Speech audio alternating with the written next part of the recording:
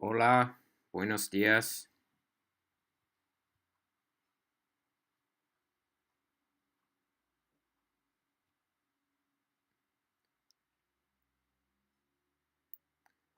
Hoy nosotros vamos a hacer las preguntas de física.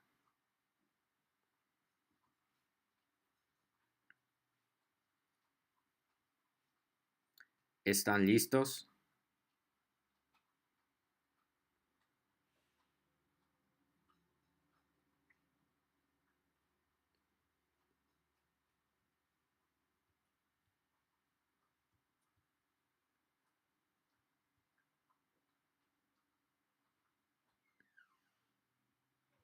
Espero los otros estudiantes.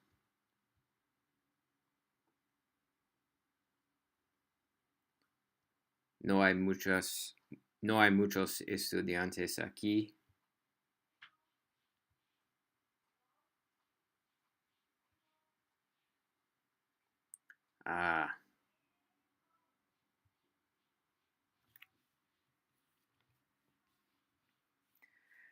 Ah, ok. Hay los estudiantes. Empiezo. Nosotros empezamos. Okay. Hello, everyone. Hope you're doing well. Just gonna throw this up there. Don't yell at me. Just gonna throw that up there.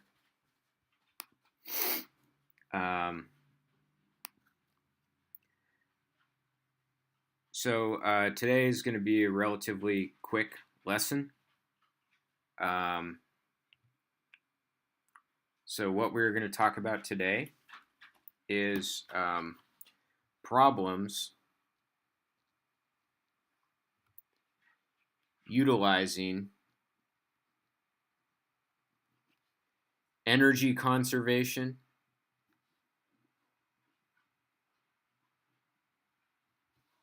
and momentum conservation.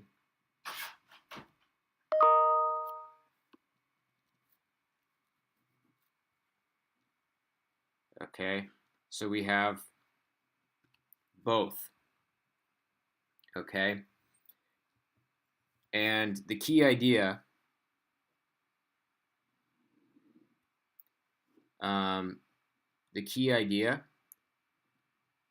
is that you can use energy conservation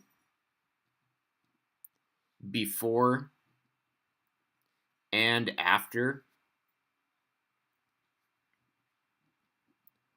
the collision, but not during the collision. So this is very important. Okay? During the collision, you use momentum conservation. Before and after the collision, you use energy conservation. Okay? During the collision, you want to use momentum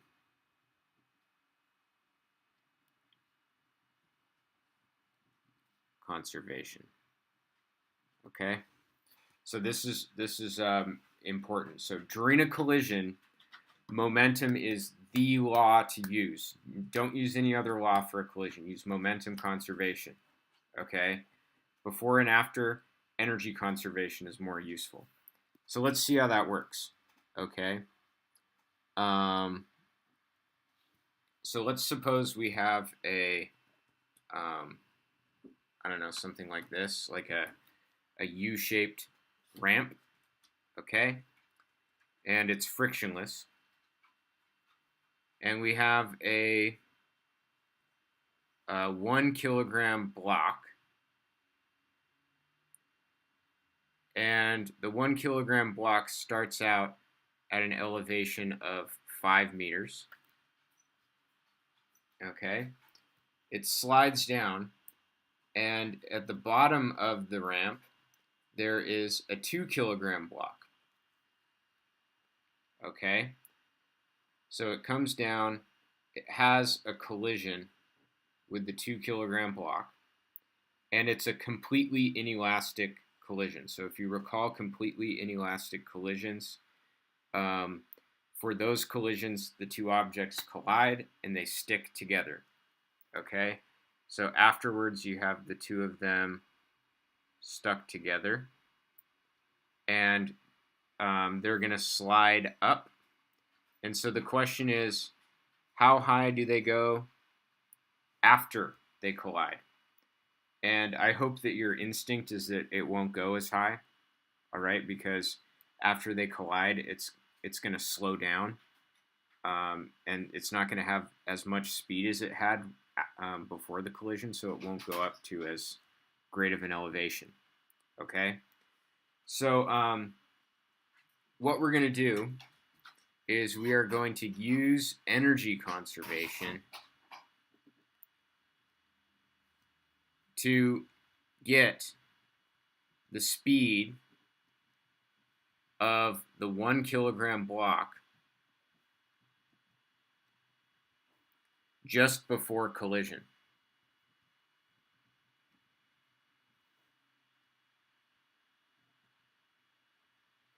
Okay, we're going to use the speed of the, we're going to use energy conservation to get the speed of the 1 kilogram block just before the collision. Okay, so the 1 kilogram block starts out with gravitational potential energy, which then becomes kinetic energy. So the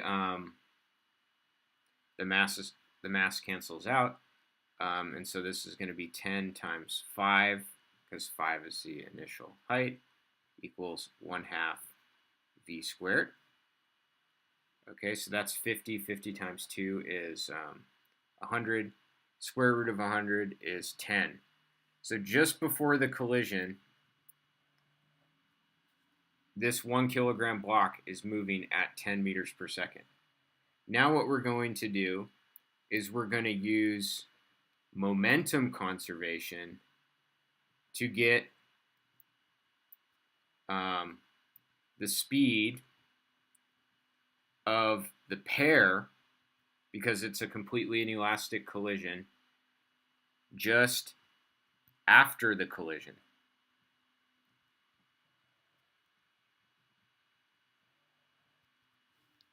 Okay, so we have P initial equals P final. Before the collision, we have a 1 kilogram. Now, just remember the formula for momentum is mass times velocity. Okay, so before the collision, we have a 1 kilogram mass that is moving at 10 meters per second. And just after the collision, the two are stuck together. So now we have a 1 plus 2, a 3 kilogram mass moving at a certain final velocity.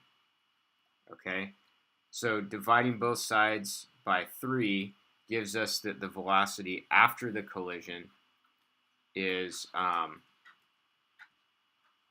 to be 3.3 meters per second. Okay. And then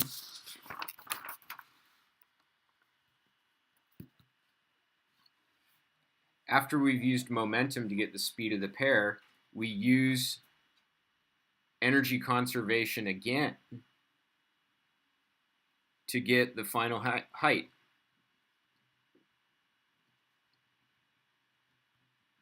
Okay, so in this case, because we start out at the bottom, we start out with kinetic energy, and we end up with potential energy. So we have 1/2 mv squared equals mgy.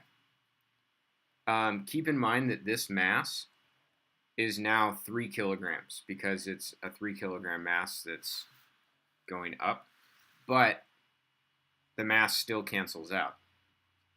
Okay, so we have 1/2 times 3.3 squared equals 10 times y.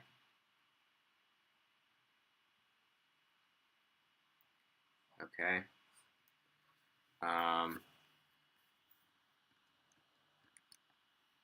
So let me solve that equation. And we get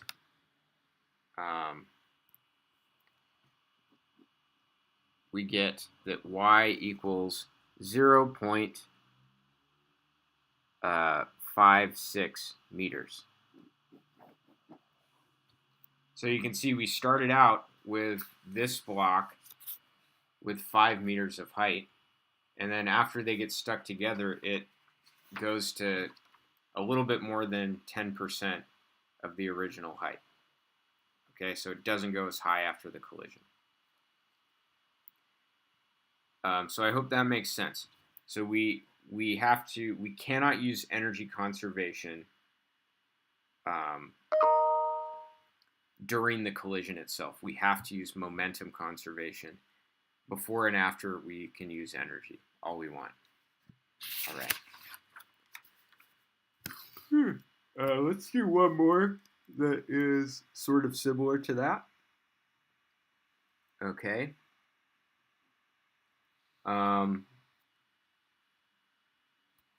So let's suppose we have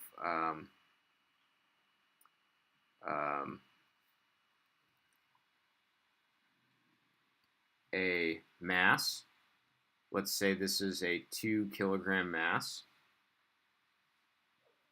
And it is headed to the right at, let's say, 7 meters per second. It collides with a 3 kilogram mass. Okay. So it goes here. They have a completely inelastic collision.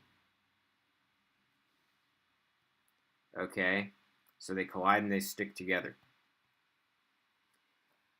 So after they collide and they stick together, they are then headed to the right at some different speed,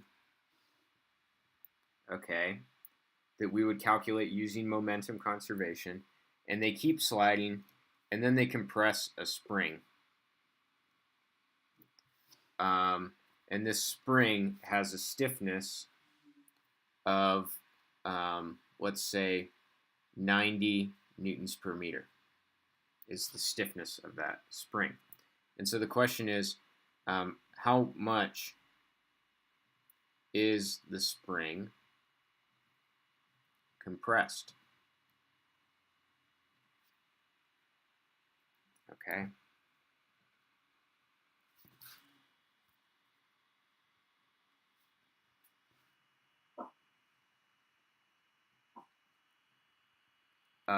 Okay, so what we're going to do is we are going to use momentum conservation to determine the speed of these two blocks after the collision.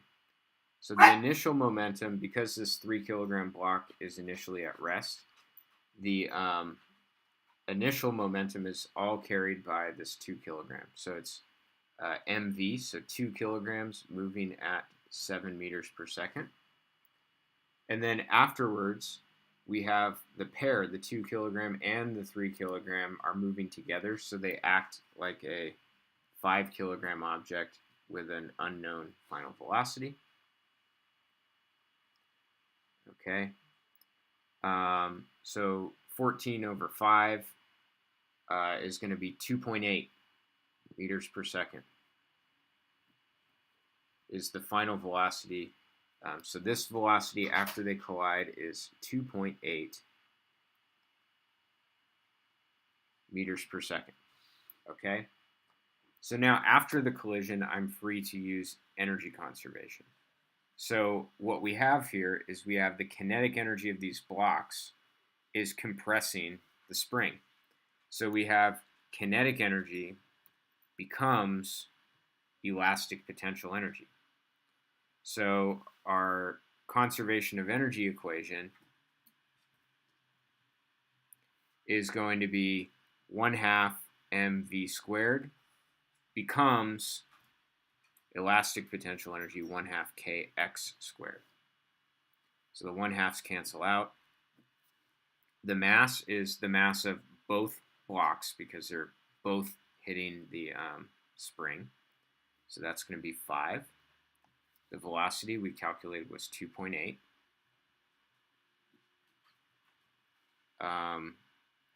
The stiffness, that's K. K is the stiffness, is 90.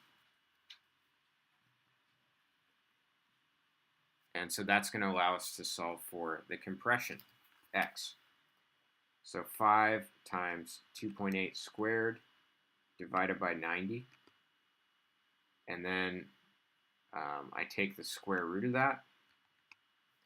And I get the amount that it's compressed is 0.66 meters. Okay. All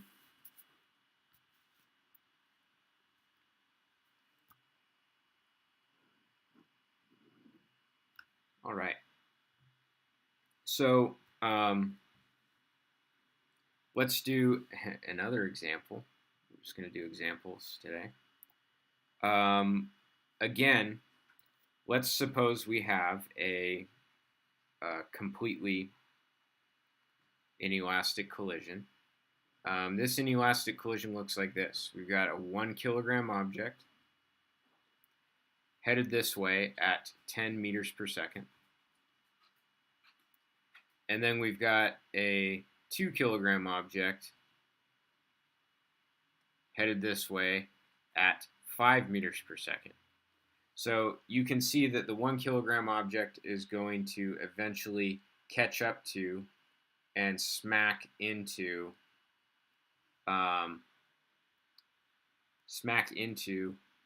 the 2 kilogram object. So they have a completely inelastic collision.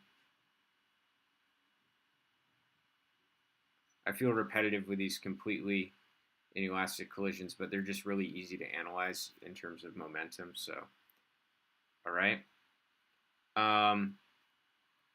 And they collide with each other. Now, here's the thing. As I said, during a collision, momentum is conserved. I should also say energy is conserved during a collision. But here's the thing. During a collision, the energy transforms into different forms that are challenging to quantify. So for example, if two things hit each other, that kinetic energy becomes, part of it becomes heat, thermal energy. Okay, the two objects heat up when they hit each other. Part of that energy goes into deforming the objects. So, you know, like for example, during a car crash, the frames of the cars are distorted afterwards, and that takes energy to do. Okay. When two things hit each other, a sound is produced. That sound wave carries away energy. So the reason we can't use energy conservation during a collision is that the energy is transformed into forms such as heat, deformation energy, sound wave energy that are more difficult to quantify and calculate the amount, so that it's more difficult to do the energy accounting. It's a lot easier to do the momentum accounting, all right?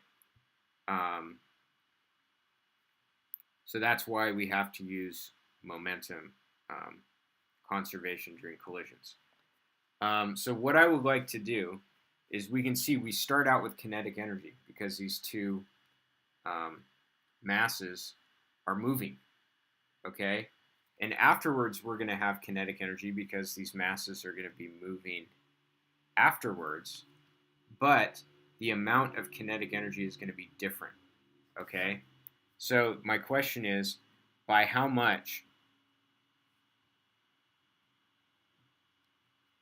does the kinetic energy change? Okay? So the first thing we're going to do is we are going to use momentum to get the final velocity. Okay? So the initial momentum is going to be the momentum of the 1 kilogram object, which is 1 times 10 mv. The momentum of the 2 kilogram object is 2 times 5.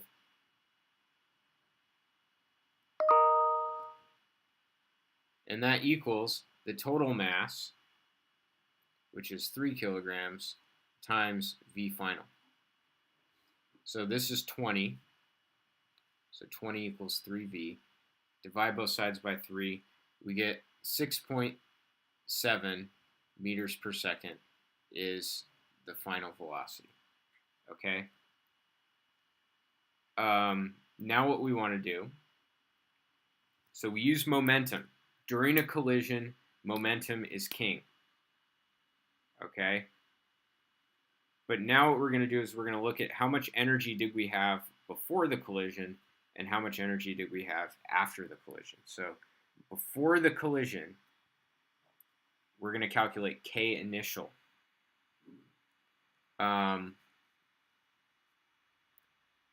So K initial is going to be the kinetic energy of both of these blocks. So we have 1/2 m, which is 1, times v squared, so 10 squared. This is the kinetic energy of that block. But then we also have to add in the kinetic energy of the other block. So we have 1/2 times m, which is 2, times v squared. So that's 5 squared. So this is 100 over 2, that's 50. This is 25. So we start out with 75 joules of kinetic energy. How much kinetic energy do we end up with? Okay, so what's K final? Well, afterwards, these two masses are stuck together. Okay, and so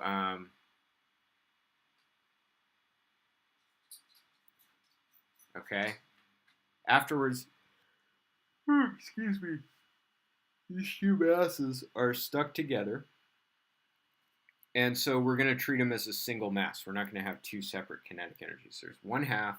The total mass is 3 kilograms. And the velocity after the collision was 6.7 meters per second. So 1/2 times 3 times 6.7 squared.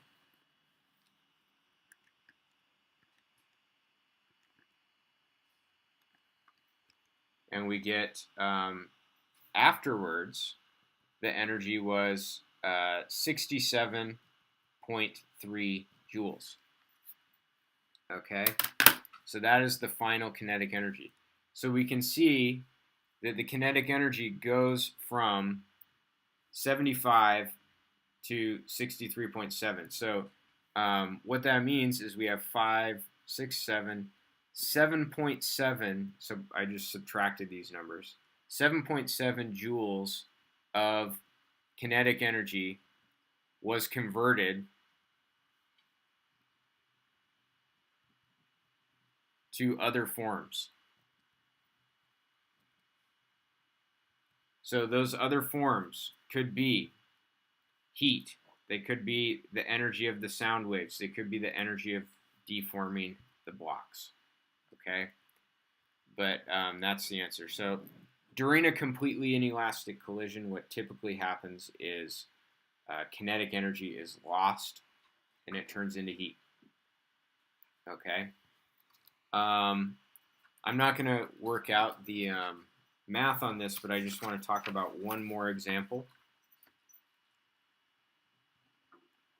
which is sort of the reverse of this. What if we have something that explodes? So we have a blob that explodes. So there's an explosion, and the thing fragments into two parts, and both of these parts go in opposite directions. So what's happening here? We start out with no kinetic energy because this thing is just initially at rest. And after the explosion, we have two chunks that now are moving. So we start out with kinetic energy equal to 0, and we end up with a kinetic energy that is greater than 0. So kinetic energy appeared. So where did that kinetic energy come from? Well, if you wanted to blow up a rock, you would probably have to use TNT or something like that. So you're taking the chemical potential energy of the explosive and you're converting it into the kinetic energy of these two fragments that go flying elsewhere. Okay? So how could we figure out the velocity of the fragments? We would use momentum. But then once we have those velocities, we can calculate the kinetic energy and deduce how much energy, how much chemical potential energy was released in that explosion. Okay? So I think I've prepared you for today's quiz, so that's my lesson, and I will see you in the Zoom room.